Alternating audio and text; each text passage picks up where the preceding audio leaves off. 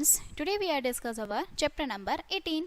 Okay, and the name of this chapter is our goals, rights and duties. हमारे goals क्या हैं, हमारे अधिकार क्या हैं, हमारी duties क्या हैं.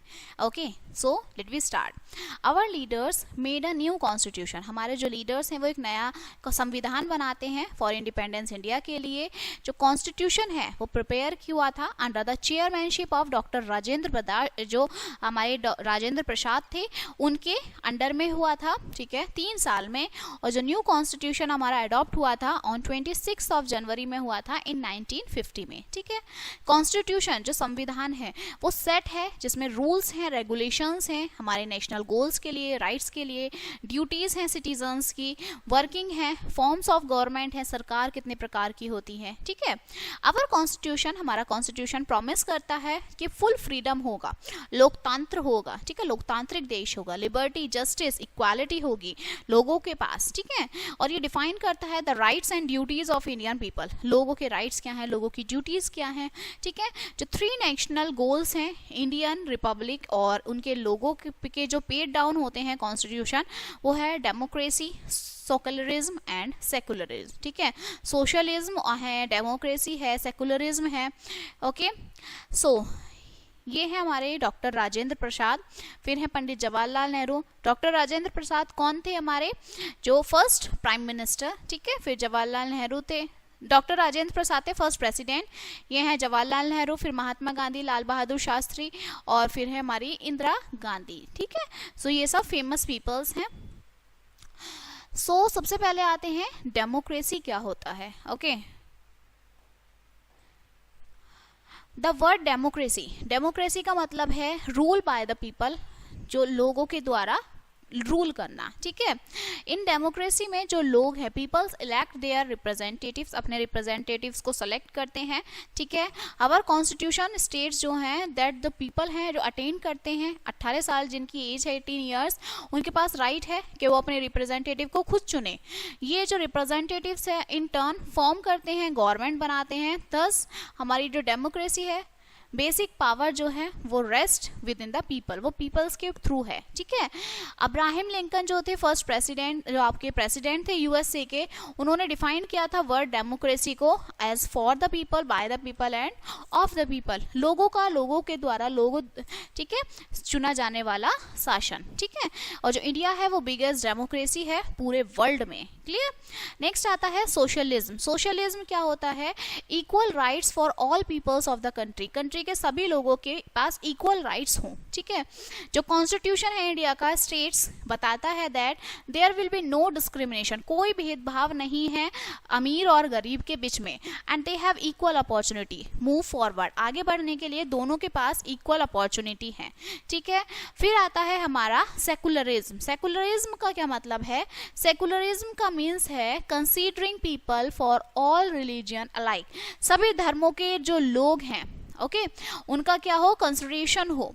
हमारा जो कॉन्स्टिट्यूशन है वो स्टेट बताता है कि जो हर एक इंडियन सिटीजन है वो इंडिपेंडेंट है कि वो किसी भी धर्म को फॉलो कर सकता है. कोई इस पे बाउंडेशन नहीं है कि भाई हिंदू है तो हिंदू नहीं, भाई आप किसी भी धर्म को फॉलो कर सकते हैं. ठीक है, देयर विल बी, यहाँ पे कोई भेदभाव नहीं है, कोई डिस्क्रिमिनेशन नहीं है on the ground of religion, sex and caste in giving jobs, कि किसी के धर्म के नाम पे जॉब मिलेगी. ठीक है, किसी के कास्ट के नाम पे, ऐसा कुछ भी भेदभाव नहीं है. और and we will give justice of all, सभी लोगों को जस्टिस मिलेगा.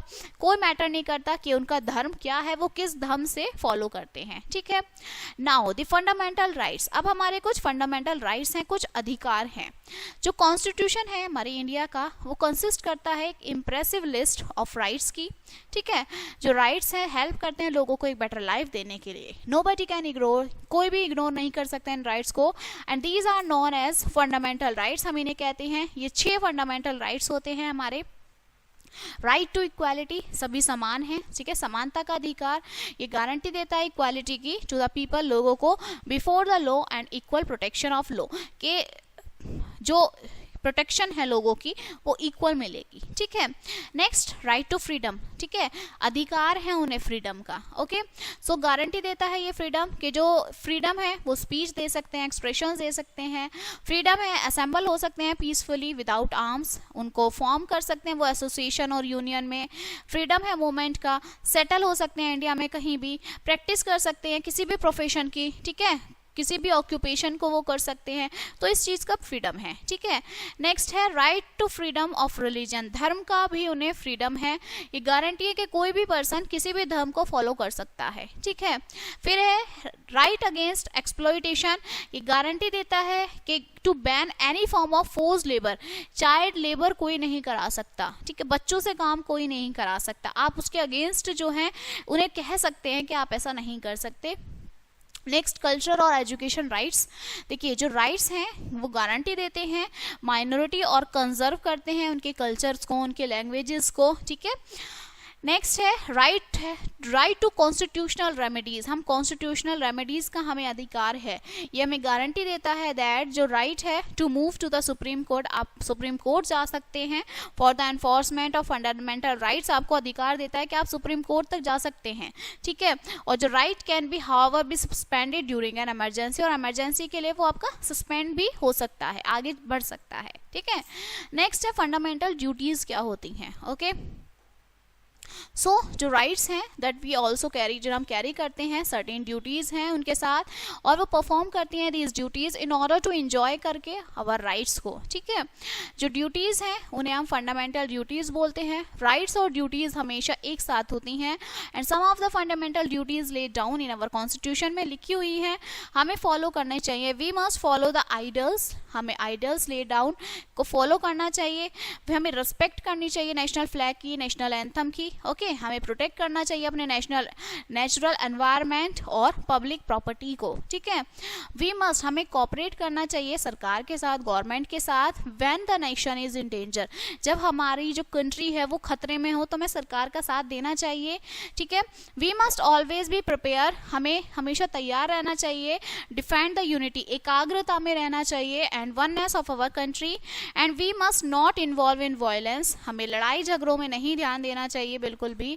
We must treat others as our equal, हमें दूसरों के साथ इक्वली बिहेव करना चाहिए, प्रोटेक्ट करना चाहिए रिच हेरिटेज को, कंपोजिट कल्चर्स को, ठीक है। वी मस्ट डेवलप, हमें डेवलप करना चाहिए scientific temper, humanism, spirit of inquiry, ठीक है।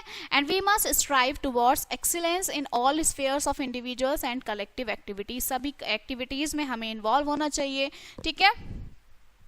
नेक्स्ट आते हैं the directive principles, okay. So हमारा जो कॉन्स्टिट्यूशन है has laid down some significant principles हैं हर एक स्टेट गवर्नमेंट के जो प्रैक्टिस और फॉलो करने चाहिए, जो प्रिंसिपल्स हैं इन्हें हम डायरेक्टिव प्रिंसिपल्स कहते हैं। सबसे पहले स्टेट गवर्नमेंट जो है वो लॉ बनाती है to raise living condition of its people, कि लोग सही से रहें, ठीक है, and it should make sure that few peoples do not become rich at the cost of others. अब ऐसा नहीं है कि हर कोई अमीर हो, हर कोई वो अपनी नीड्स हो, एक के पास बहुत सारा पैसा दूसरे के पास हो, ऐसा तो कोई कंपलसरी नहीं है, ठीक है। स्टेट गवर्नमेंट प्रोवाइड कराती है कंपलसरी और फ्री एजुकेशन बच्चों के लिए, ठीक है, जिनकी एज 14 तक है तो उनके लिए फ्री एजुकेशन प्रोवाइड कराती है। स्टेट गवर्नमेंट इंप्रूव करती है एजुकेशनल और इकोनॉमिक स्टेटस वीकर सेक्शन वालों लोगों के लिए, पर्टिकुलरली जो शेड्यूल कास्ट और शेड्यूल ट्राइब्स में आते हैं, ठीक है। स्टेट गवर्नमेंट मेंटेन करती है और प्रोटेक्ट करती है हेल्दी एंड स्ट्रेंथ लोगों के लिए, ठीक है। स्टेट गवर्नमेंट इक्वल पे, काम का जो है वो मैन और वुमेन को उनको इक्वल पेमेंट पे करती है, ठीक है ना। जो स्टेट गवर्नमेंट है वो आपका प्रोटेक्ट करती है हिस्टोरिकल बिल्डिंग्स को, मॉन्यूमेंट्स को। स्टेट गवर्नमेंट एस्टेब्लिश करती है विलेज की पंचायत को, जो पंचायत होती हैं। स्टेट गवर्नमेंट प्रोहिबिट करती है ड्रग्स, इंटॉक्सिकेटिंग ड्रिंक्स को, मतलब उनको जो शराबें होती हैं, ड्रग्स होती हैं, वो उनके अगेंस्ट होती है, ठीक है। स्टेट गवर्नमेंट सेटअप करती है, प्रमोट करती है कॉटेज इंडस्ट्रीज को, and state government should promote, आपका वो प्रमोट करती है इकोनॉमिक और educational interest for weaker sections के लिए, जो लोग नहीं पढ़ सकते उनके लिए, ठीक है। एंड अवर कॉन्स्टिट्यूशन, हमारा जो कॉन्स्टिट्यूशन है, संविधान है, वो गाइड करता है लोगों को to live a better life, अच्छी लाइफ जिए एज सिटीजन्स जो हैं इंडिपेंडेंट नेशन के। वी मस्ट रिस्पेक्ट, हमें अपने कॉन्स्टिट्यूशन की रिस्पेक्ट करनी चाहिए, ठीक है। We must think of our country as a whole and not just of other selves in and our family। हमें उन्हें अपनी फैमिली से अलग नहीं समझना चाहिए, सब जितने भी हम कंट्री में हैं हम सब एक हैं, क्योंकि हमारा नेशन एक है। Okay, so this chapter is finished now and let us see some important points of this chapter. Fundamental rights और फंडामेंटल ड्यूटीज़ जो हैं वो एक साथ चलती हैं। डायरेक्टिव प्रिंसिपल्स जो हैं डायरेक्शंस देते हैं स्टेट गवर्नमेंट को, ठीक है। जो न्यू कॉन्स्टिट्यूशन है इंडिया का वो अडॉप्ट हुआ 26 जनवरी 1950 में, ठीक है। जो 3 मेन गोल्स हैं हमारे कॉन्स्टिट्यूशन के वो डेमोक्रेसी, सेकुलरिज्म और सोशलिज्म हैं। Okay, so this chapter is finished now and we will meet on the next chapter. Thank you.